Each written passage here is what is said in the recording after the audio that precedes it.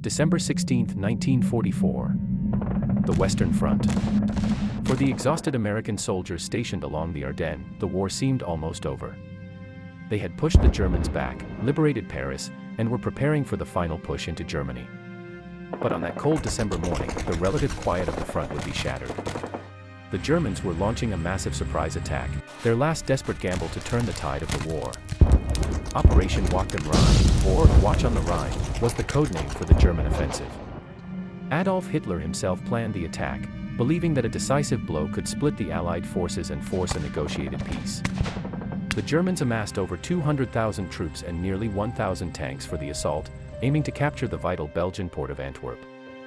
The German attack caught the Allies completely by surprise. Outnumbered and outgunned, American forces fought desperately to hold back the German onslaught.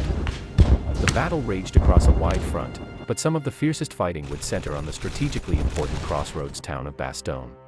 The 101st Airborne Division, along with elements of other units, was encircled and besieged, facing shortages of food, ammunition, and medical supplies. At Bastogne, the 101st Airborne Division, surrounded and facing overwhelming odds, refused to surrender.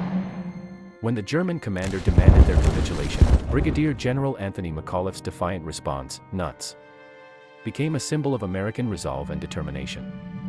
As the battle raged, brutal winter weather grounded Allied aircraft, giving the Germans a temporary advantage. But when the skies cleared, American air power was unleashed, pounding German positions and supply lines, providing critical support to the beleaguered ground forces.